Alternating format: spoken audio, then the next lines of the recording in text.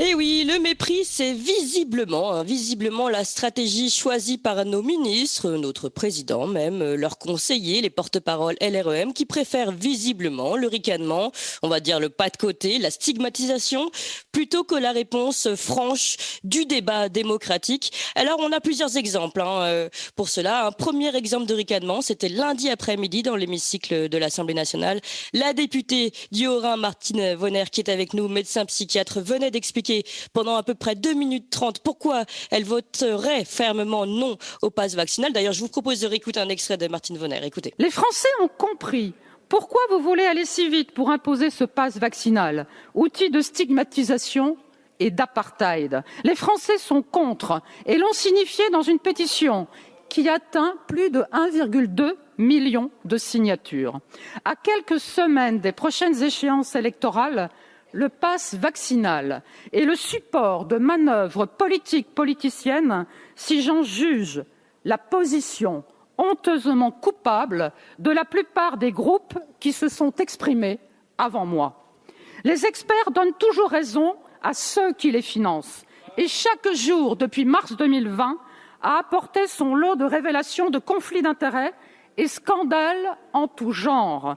Pour exemple, Pfizer qui a été condamné à 34 milliards de dollars d'amende. Dommage que tous les confrères n'aient pas gardé en tête leur serment d'Hippocrate et que vous n'ayez pas fait confiance, Monsieur le ministre, aux 9 experts français sans lien d'intérêt, comme moi, j'aime toujours à le préciser, qui ont pourtant pris une position très claire et argumentée quant à la vaccination des enfants. Voilà, donc là vous entendez une question précise sur des éléments clairs, notamment la vaccination des enfants, Pfizer corrompu. Eh bien, écoutez maintenant la réponse d'Olivier Véran. Demain est ma dernière réponse, pardonnez-moi pour la boutade, mais comme je ne peux pas m'en empêcher après les 5 minutes de show de Madame Vonner, juste lui dire, Madame Vonner, la chloroquine, ça ne se fume pas. Voilà. Voilà, ça le mérite d'être simple, brillant, je ne sais pas, mais simple et court. Alors, deuxième exemple de mépris, celui-ci concerne le professeur de philosophie René Chiche, qui était aussi avec nous. René Chiche, le 27 décembre, publie un tweet. C'est celui-ci, je vais vous le dire. Je vais sans doute susciter des cris d'orfraie du banc et de l'arrière-banc des covidios et autres faibles d'esprit, mais peu me chaud, les députés qui voteront le pass vaccinal sont à mes yeux les dignes héritiers de ceux qui votèrent le statut des Juifs d'un signe lâche. Alors évidemment, l'idée n'est pas de dire si on est d'accord ou pas avec ce tweet, mais voyez plutôt les réponses des députés. Allez, je vais aller directement. Aurore Berger a dit évidemment qu'elle allait porter plainte. On a suivi cette affaire. Et Bruno Questel, député LREM de l'Eure, je vous lis sa réponse. René Chiche, je vais voter avec conviction et volonté politique, protéger nos concitoyens. Vos parallèles historiques sont délirants, tels que les derniers spasmes d'un incontinent qui s'ignore, et cela ne va pas s'arranger. Voilà, là on est vraiment dans le gratin du débat intellectuel. Pour la suite, eh bien le meilleur pour la fin, je vous l'ai dit tout à l'heure, c'était Emmanuel Macron qui répondait hier aux Parisiens. Et voilà ce qu'il dit dans le Parisien. Les non-vaccinés, j'ai très envie de les emmerder. Il faut leur dire à partir du 15 janvier, vous ne pourrez plus aller au restaurant, prendre un canon, boire un café, aller au théâtre, aller au cinéma. Voilà donc Emmanuel Macron qui dit librement qu'il souhaite emmerder les non-vaccinés. Alors, eh bien, pour en parler, nous sommes avec deux des personnes concernées par ce mépris. Martine Vonner, bonjour. Bonjour Clémence, bonjour à toute l'équipe. Vous êtes députée non inscrite du Bas-Rhin, médecin psychiatre et vous avez votre mouvement fondé Ensemble pour les libertés. Et nous sommes également avec René Chiche. Bonjour René Chiche. Bonjour à vous, bonjour Madame Vous êtes professeur agrégé de philosophie, membre du Conseil supérieur de l'éducation, auteur de la désinstruction nationale également, mais je pense que vous exprimez à titre personnel, vous êtes également vice-président du syndicat Action et Démocratie. Pour commencer, Martine Vonner, puisque hier encore, il y avait encore une session à l'Assemblée nationale concernant ce pass sanitaire et pass vaccinal, comment ça s'est terminé? Ça s'est terminé vers 2h du matin, c'est ça? Oui, en effet, cette nuit, nous avons terminé à 2 heures du matin, mais après, une suspension de séance de plus de 2 heures. En effet, les propos du président de la République ont été, tellement choquants, qu'une partie de l'opposition était plus que secouée et de rappel au règlement en rappel au règlement, les demandes de suspension de séance se sont succédées. La demande était claire. Il fallait vraiment. Est-ce qu'on était devant un texte qui, en fait, diligentait les droits des Français autour du pass vaccinal, ou est-ce qu'on était devant un texte qui avait changé, tel que le signifiait le président, c'est-à-dire qu'il fallait uniquement, on n'est pas là pour dire si le Covid c'est quelque chose d'important ou pas et s'il faut protéger les Français, mais il convenait de définir comment les députés pouvaient voter une loi qui emmerde, pardon, c'est un mot, c'est un vocabulaire que je n'utilise jamais, mais le président l'a dit clairement, donc définir comment emmerder une partie des Français. Donc l'idée très forte était que le Premier ministre soit présent dans l'enceinte de l'Assemblée nationale pour éclairer la représentation nationale. Le Premier ministre n'est jamais arrivé, malgré toutes les demandes des parlementaires, et nous avons levé la séance, en effet, séance très houleuse, à 2 heures du matin, sans que aucun amendement n'ait été regardé, n'ait été débattu. Enfin, débattu est un mot depuis 2 ans totalement dévoyé, puisque de toute façon, il n'y a plus aucun débat dans l'enceinte de l'hémicycle, et je le déplore. Et à chaque moment, puisqu'on a quand même vu 11 textes depuis le début, je rappelle que nous sommes dans un cadre d'état d'urgence sanitaire qui pour moi est totalement illégal, mais depuis ces 11 textes, à chaque fois je me suis dit nous avons touché le fond. Non, le fond a été touché hier par ces propos injurieux, et on voit toutes les réactions à la fois du monde politique mais aussi des citoyens. Une pétition circule déjà, une nouvelle pétition qui demande la destitution du Oui. président de la République. Tout à fait, je l'ai vu circuler aussi. J'en profite, Martine Vonner, pour vous remercier puisque vous avez terminé tard hier et vous êtes malgré tout à la première heure avec nous. Merci beaucoup. Je voulais aussi rajouter, en effet, c'était un peu la cohue hier à l'Assemblée nationale, et il y en a une qui a tenté de s'expliquer mais qui n'a fait qu'enfoncer le clou, c'est Aurore Berger qui a expliqué que ah bah oui, mais en fait cette interview d'Emmanuel Macron dans le Parisien, eh bien elle était programmée aujourd'hui mais elle n'aurait pas dû sortir pendant le débat du pass vaccinal puisqu'on aurait dû voter hier. Donc elle n'explique pas les propos d'Emmanuel Macron, elle ne les justifie pas, elle dit juste vous n'étiez pas censé lire ce texte. Ah bah zut alors, voilà l'explication d'Aurore Berger. René Chiche, vous aussi, vous avez été donc victime de ce mépris. Est-ce que c'est un mépris est-ce que c'est de pire en pire ou est-ce que ça a toujours été comme ça finalement? Or, moi, je ne m'estime pas personnellement victime de mépris. Je pense que ces gens-là méprisent les Français en général, pas telle ou telle personne. De toute façon, moi, je me sens absolument au-dessus d'eux, mais tellement au-dessus d'eux que j'ai même pas envie de commenter leur merde. Excusez-moi de parler comme ça, mais à un moment donné, il faut... Voilà, c'est la réponse du berger à la bergère. Il faut dire les choses. Moi, ce que je tiens surtout à dire, c'est que contrairement à ce que Madame Vonner vient de dire, je crois qu'on n'a pas touché le fond, hélas. Je crois qu'on va aller de pire en pire. Ça va être de pire en pire. Et donc, il est absolument urgent de les arrêter, ces gens-là, d'une façon ou d'une autre. Ils se croient tout permis. Vous êtes devant des gamins qui ont donné un pouvoir. Ils sont pas du tout à la hauteur de leurs responsabilités.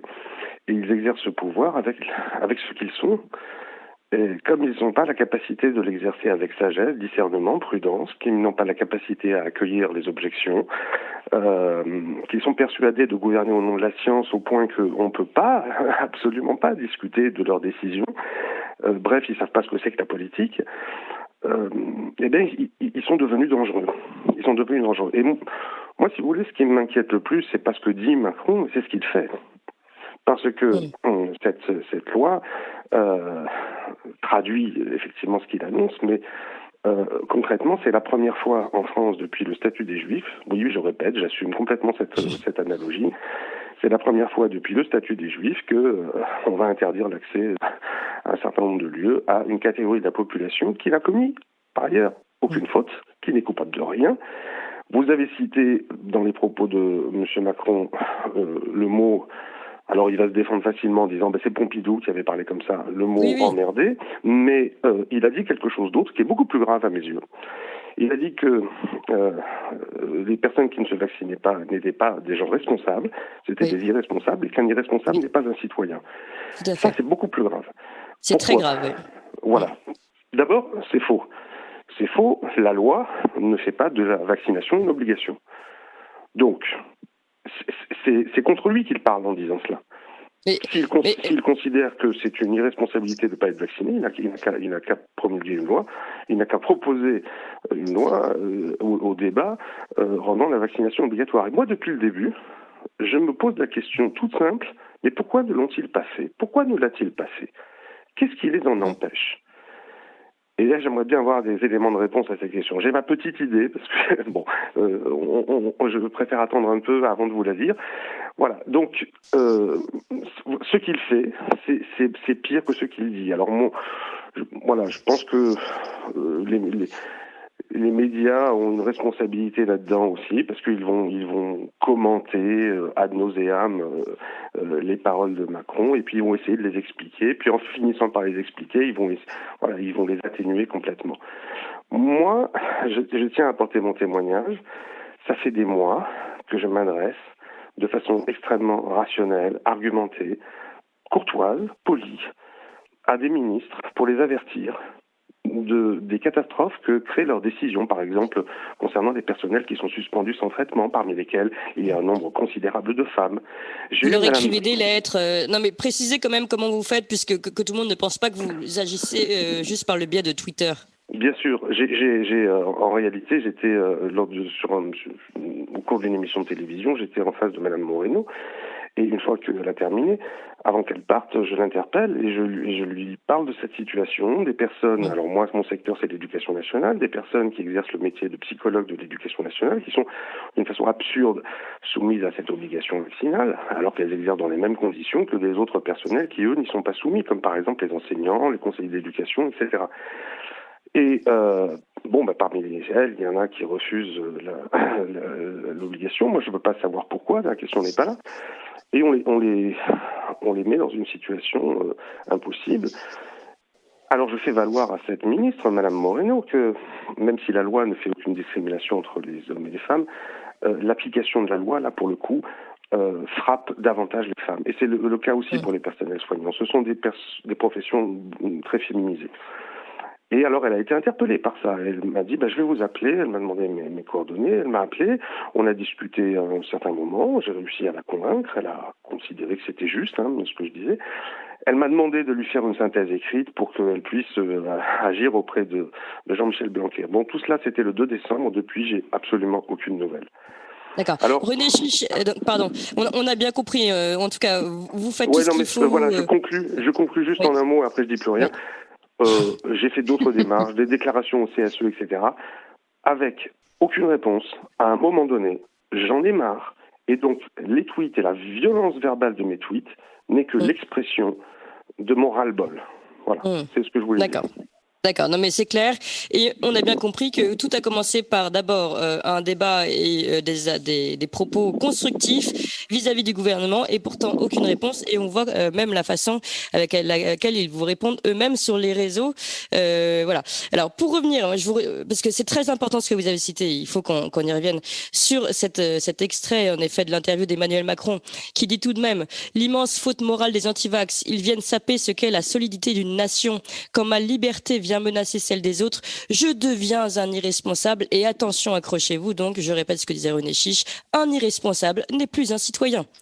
Un irresponsable n'est plus un citoyen. Je ne savais pas même que un coupable de crime, etc., n'était plus un citoyen. Je ne le savais pas. Mais alors là, c'est juste l'irresponsable qui refuse de se vacciner. Donc on va quand même très loin. Martine Vonner, pour réagir à ces... Oui.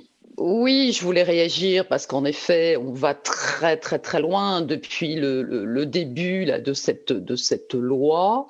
Quand on est face à une situation telle que celle-là, on légifère dans le calme. D'abord, pour moi, il n'y avait pas lieu de légiférer, mais le fait que les citoyens perdent leurs droits, c'est la première fois qu'on entend depuis la Ve République des propos aussi honteux. Mmh. Et on est en train de juger quelque chose qui relève de la morale, du choix personnel des individus voilà, qui se sont informés sur notamment cette injection de thérapie génique, qui ont fait le choix en conscience et qui ne souhaitent pas, ils sont éclairés, donc ils n'ont pas du tout envie d'aller vers ce moyen de se protéger, en fait, qui est un moyen, on le sait maintenant,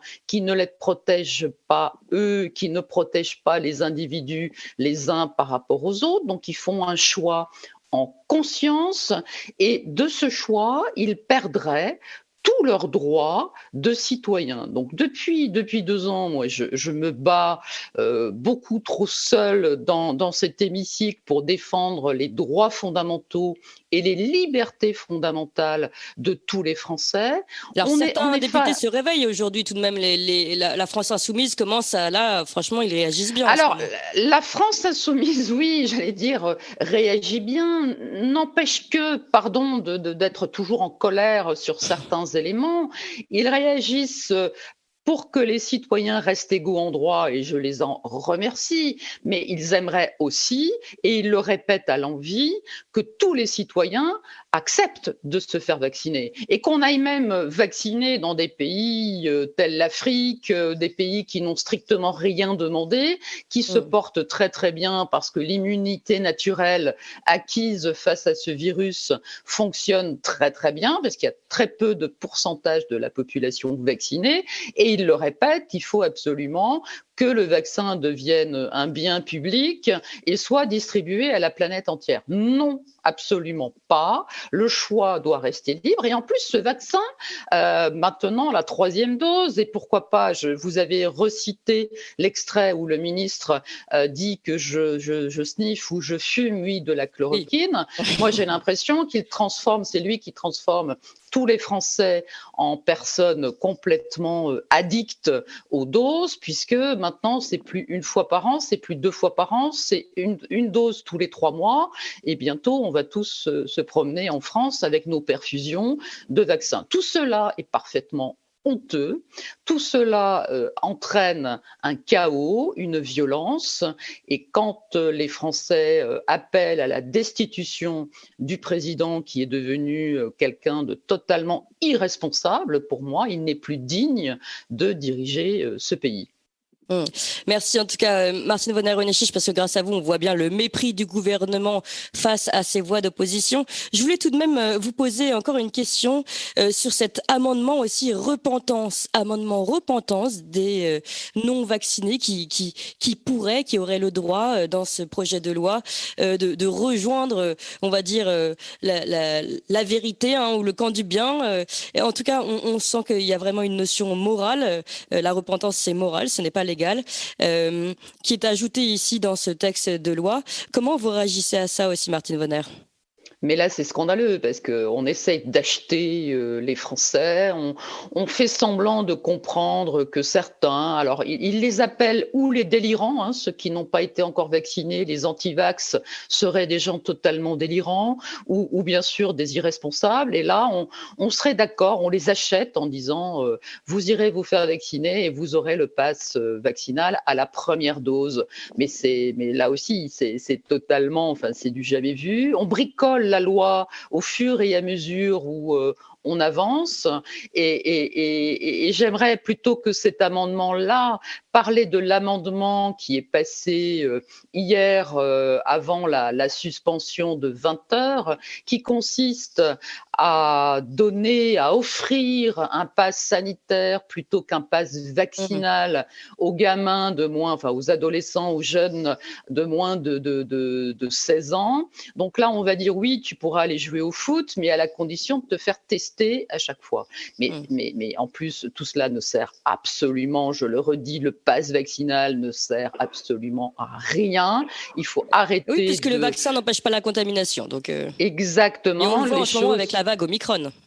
Et on a tellement fait souffrir cette population, les jeunes, les ados, les étudiants. Vous souvenez-vous, on les a culpabilisés. Oui. Moi qui suis psychiatre, je suis très, très, très effrayée par le niveau de souffrance psychique imposé aujourd'hui à la population. Je vois je constate, je recueille énormément de témoignages. On a évoqué tout à l'heure, Monsieur Chiche a évoqué les personnels soignants. Oui, il y a des soignants, des pompiers qui depuis le 15 septembre n'ont plus de rémunération en France, et cela provoque bien sûr des passages à l'acte. Il y a des citoyens français qui font le choix du suicide. Non, mais ce sont des non-citoyens, donc.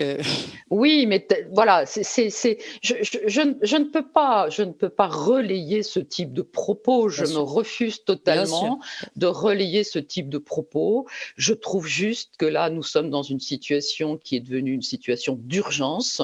On se rappelle tous le président qui parlait d'une déclaration de guerre en mars 2020. Mais nous comprenons tous aujourd'hui, c'est que c'est la guerre, il l'a déclarée à son peuple, et le peuple aujourd'hui est légitime à se défendre.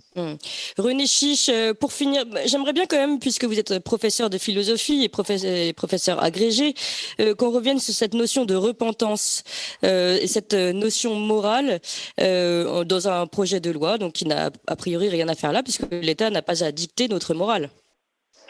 Bien entendu, mais l'État n'a pas non plus à dicter notre santé. Malgré ce qu'on dit, et qui est tout à fait juste, à savoir que la protection de la santé est un objectif constitutionnel, enfin à portée constitutionnelle, ça ne veut pas dire, et là on voit qu'il y a une mauvaise lecture du droit qui est faite par pourtant des gens qui font le droit, ou qui font les lois, les législateurs. Ça ne veut pas dire que on a un droit à être en bonne santé et que l'État doit être le médecin. Et vous imaginez bien que si on introduit dans la Constitution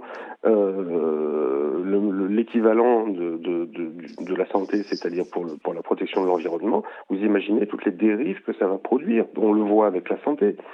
Donc, ce qu'il y a, c'est qu'il y a une confusion entre la morale, la politique et la science. Depuis le début dans cette affaire. Depuis le début. On nous interdit au nom de la science de discuter des décisions qui sont politiques, et on veut faire agir les gens en les culpabilisant, c'est-à-dire en transformant des décisions politiques en gage de vertu. Depuis le début, la vaccination, ça a été mis en avant comme une preuve de civisme. C'est ça qui m'a fait réagir dès le début, c'est ça qui m'a alerté dès le début. Je veux dire, j'ai senti que là, ça n'allait pas du tout. Mais vous savez, il y a un autre problème beaucoup plus grave, c'est que vous avez quand même une majorité de la population qui n'y réagit pas.